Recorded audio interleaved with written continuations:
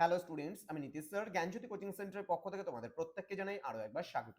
তো স্টুডেন্টস, আজকে আমি তোমাদের সঙ্গে আলোচনা করব এনইপি 4 ইয়ার আন্ডার গ্র্যাজুয়েট প্রোগ্রামের অধীনস্থ যে সমস্ত ছাত্রছাত্রীরা যারা নর্থ বেঙ্গল ইউনিভার্সিটি আন্ডার বিভিন্ন কলেজগুলোতে থার্ড সেমিস্টারে পড়ছো, তাদের জন্য আজকে মডিউল নাম্বার 1 থেকে ভীষণ গুরুত্বপূর্ণ আইডিসি ইকোনমি যে আছে, ইন্ডিয়ান ইকোনমি, সেখান থেকে অতি গুরুত্বপূর্ণ কিছু এমসিকিউ প্রশ্ন নিয়ে আলোচনা করবো। তার কারণ তোমরা জানো এই পেপারটাতে কিন্তু 40 এমসিকিউ কোশ্চেন থাকবে, পার কোশ্চেন্সের জন্য 1 করে মার্কস, টোটাল 40 মার্কস।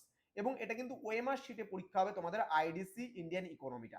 তো এখান থেকে কোন কোন বিষয়গুলো পড়বে সেই নিয়ে বিস্তারিত আলোচনা করার পূর্বে তোমাদেরকে বলে রাখি, যারা এখনো পর্যন্ত আমাদের চ্যানেলটিকে সাবস্ক্রাইব করনি তারা অবশ্যই চ্যানেলটিকে সাবস্ক্রাইব করে পাশে থাকা বেল আইকন অল প্রেস করে রাখো, যাতে নেক্সট টাইম থেকে কোনো ভিডিও আপলোড করলে তার নোটিফিকেশন তুমি সবার আগে পেতে পারো। এছাড়া যারা ভাবছো যে অনলাইনে আমাদের ক্লাস জয়েন করবে, তারা অবশ্যই যোগাযোগ করবে আমাদের অফিসিয়াল নাম্বার 7076398606 নাম্বারে, অথবা 6295916282 নাম্বারে। তোমাদের কোর্স ফি রয়েছে একেবারে সামান্য, তোমাদের সাধ্যের মধ্যে। চলো শুরু করছি আজকের ক্লাসটা। Economic development since independence and planning, অর্থাৎ অর্থনৈতিক উন্নয়ন, স্বাধীনতা এবং পরিকল্পনা যে পার্টটা, মডিউল নাম্বার 1 তোমাদের চ্যাপ্টার 1 এর আজকের লাস্ট মিনিট সাজেশনস নিয়ে আলোচনা করব, অর্থাৎ কিছু গুরুত্বপূর্ণ এমসিকিউ প্রশ্ন। প্রথম প্রশ্ন, স্বাধীনতার প্রাককালে ভারতীয় অর্থনীতির প্রধান বৈশিষ্ট্য কি ছিল? উত্তর হবে অনুন্নত এবং স্থবির অর্থনীতি। নেক্সট প্রশ্ন, ভারতীয় অর্থনীতির অনুন্নয়নের অন্যতম কারণ কি? বলছে ব্রিটিশ ঔপনিবেশিক শাসন। নেক্সট, ভারতের প্রথম পঞ্চবার্ষিকী পরিকল্পনা বা ফার্স্ট 5 ইয়ার প্ল্যান কবে শুরু হয়েছিল? 1951 খ্রিস্টাব্দে। নেক্সট, প্রথম পঞ্চবার্ষিকী পরিকল্পনার প্রধান উদ্দেশ্য কি ছিল? সঠিক উত্তর হবে কৃষির উন্নয়ন এবং মূল্য নিয়ন্ত্রণ।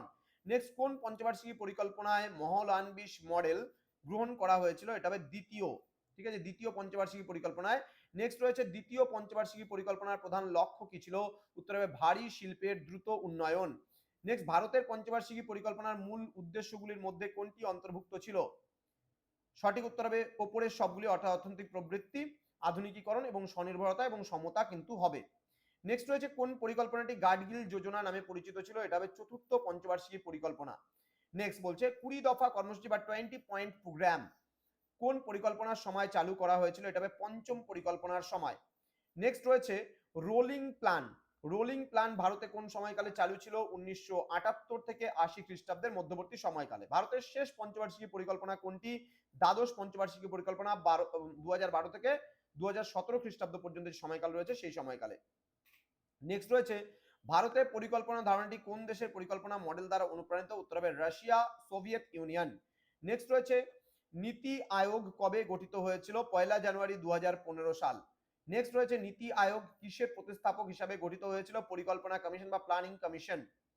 নেক্সট রয়েছে নীতি আয়োগের পূর্ণরূপ কি? National institution for transforming India. Next বলছে নীতি আয়োগের প্রধান কাজ কি? ভারত সরকারের প্রধান থিঙ্ক ট্যাঙ্ক হিসাবে কাজ করা। নেক্সট রয়েছে নীতি আয়োগের চেয়ারম্যান কে? প্রধানমন্ত্রী, অর্থাৎ যখন যে প্রধানমন্ত্রী থাকবে তখনই কিন্তু সেই হবে নীতি আয়োগের চেয়ারম্যান। তাহলে বর্তমান প্রধানমন্ত্রী ভারতবর্ষে কে রয়েছে? নরেন্দ্র মোদী। ঠিক, নরেন্দ্র মোদী কিন্তু এখন কিন্তু নীতি আয়োগের চেয়ারম্যান। নেক্সট, নীতি আয়োগের গভর্নিং কাউন্সিলের সদস্য কারা? উত্তর হবে সব রাজ্যের মুখ্যমন্ত্রী ও কেন্দ্রশাসিত অঞ্চলের লেফটেন্যান্ট গভর্নর এবং প্রশাসক। নেক্সট, পরবর্তী প্রশ্ন রয়েছে ভারতীয় অর্থনীতির প্রাথমিক দুর্বলতা কি ছিল? কৃষির ওপর অত্যাধিক নির্ভরশীলতা। পরবর্তী প্রশ্ন চলে আসবো আমরা, বলছে দারিদ্র দূরীকরণ তোমার হচ্ছে কোন পঞ্চবার্ষিকী পরিকল্পনার প্রধান লক্ষ্য ছিল? এটা হবে পঞ্চম পঞ্চবার্ষিকী পরিকল্পনার প্রধান লক্ষ্য। নেক্সট, ইন্ডিয়ান স্ট্যাটিস্টিক্যাল ইনস্টিটিউট এর প্রতিষ্ঠাতাকে? উত্তর হবে পিসি মহলানবিশ। নেক্সট রয়েছে কোন পঞ্চবার্ষিকী পরিকল্পনা 2 বছর আগে স্থগিত করা হয়েছিল? এটা হবে পঞ্চম। নেক্সট, প্ল্যান হলিডে কোন সময়কালকে বলা হয়েছে? 1966 থেকে 1969 খ্রিস্টাব্দ পর্যন্ত যে সময় রয়েছে সেই সময়কে। স্বাধীনতার সময় ভারতের কত শতাংশ মানুষ কৃষিতে নিয়োজিত ছিল? এটা প্রায় 75% মানুষ। নেক্সট রয়েছে নীতি আয়োগের একটি গুরুত্বপূর্ণ ফাংশন কি বা কার্যাবলী কি? বলছে সমবায়মূলক যুক্তরাষ্ট্রীয়তা উৎসাহিত করা। নেক্সট বলছে নীতি আয়োগের সিইও কে নিয়োগ করেন? এটা হবে প্রধানমন্ত্রী নিয়োগ করেন। নেক্সট, কোন পঞ্চবার্ষিকী পরিকল্পনায় স্বনির্ভরতাকে একটি গুরুত্বপূর্ণ লক্ষ্য হিসেবে বিবেচনা করা হয়? উত্তর হবে তৃতীয়। নেক্সট, গরিবি হাটাও স্লোগান কোন পরিকল্পনার সাথে সম্পর্কিত? উত্তর হবে পঞ্চম পরিকল্পনার সাথে সম্পর্কিত। নেক্সট রয়েছে নীতি আয়োগের ভাইস চেয়ারম্যানের পদমর্যাদা কি? উত্তর হবে ক্যাবিনেট মন্ত্রীর সমতুল্য। নেক্সট, কোন পঞ্চবার্ষিকী পরিকল্পনার সময়কালে ভারতে খাদ্যশস্যের উৎপাদন বৃদ্ধি পায় সবুজ বিপ্লবের সূচনা হয়, সেটা হচ্ছে তৃতীয় পঞ্চবার্ষিকী পরিকল্পনা।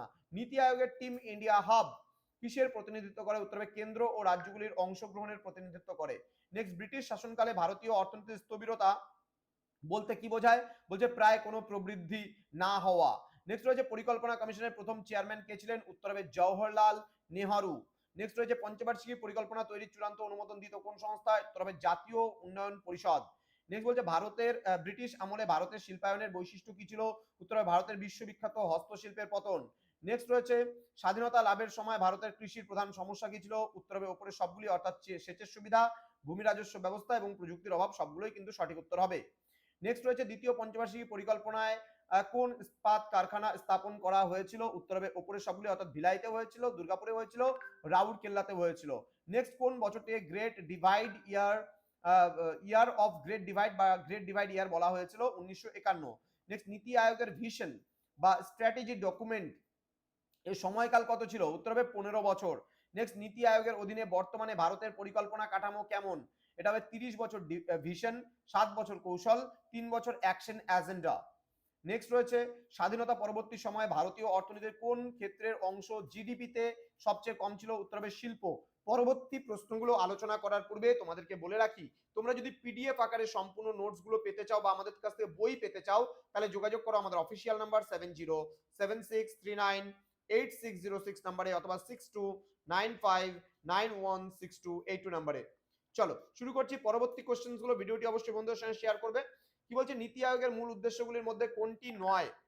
ঠিক আছে, সেটা হবে রাজ্যের জন্য সরাসরি বাজেট বরাদ্দ করা, এটা কিন্তু নীতি আয়োগের উদ্দেশ্যগুলির মধ্যে একটি নয়। নেক্সট বলছে ভারতের কৃষি পণ্যের বাণিজ্যিকীকরণ শুরু হয় কোন সময়? এটা হবে ব্রিটিশ আমলে।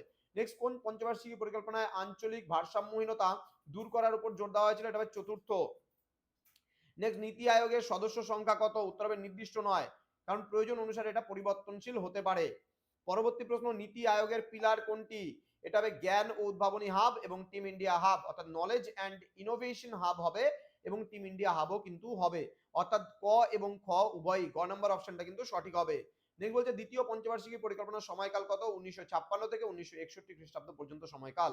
নেক্সট, নীতি আয়োগের মতো একটি প্রতিষ্ঠানের প্রয়োজনীয়তা দেখা দেয় কেন? উত্তর হবে দেশের পরিবর্তিত অর্থনৈতিক প্রেক্ষাপট ও বিশ্বায়ন। নেক্সট বলছে স্বাধীনতার সময় ভারতের সাক্ষরতার হার কত ছিল? উত্তর হবে প্রায় 18%। নেক্সট, নীতি আয়োগের বিশেষ আমন্ত্রিত সদস্যদের কে প্রধানমন্ত্রী করেন? উত্তর হবে কে মনোনীত করেন? উত্তর হবে প্রধানমন্ত্রী। তো স্টুডেন্টস, এই ছিল আজকে ইউনিট নাম্বার 1 বা মডিউল নাম্বার 1 থেকে তোমাদের কমন সাজেশনস গুলো আলোচনা করা হলো। এরপরে ইউনিট নাম্বার 2 থেকে আগামী কালকে আসতে চলেছে। তোমাদের আরো কিছু প্রয়োজন হলে পারে আমাদের অবশ্যই কমেন্ট বক্সে কমেন্ট করে জানাও। আর ফুল নোটস পেতে চাইলে পিডিএফ আকারে আমাদের অবশ্যই কমেন্ট বক্সে কমেন্ট করে জানাতে পারো এবং তোমরা সরাসরি আমাদের এই অফিসিয়াল নাম্বারেও যোগাযোগ করতে পারো। তোমাদের উজ্জ্বল ভবিষ্যৎ গড়ে তুলবো আমরা, এটাই কিন্তু আমাদের প্রতিশ্রুতি। দেখা হচ্ছে খুব তাড়াতাড়ি আরো একটা নতুন ভিডিও নিয়ে তোমাদের সঙ্গে। তোমরা প্রত্যেকেই ভালো থেকো, সুস্থ থেকো। Thank you so much, thanks for watching after all. Thank you.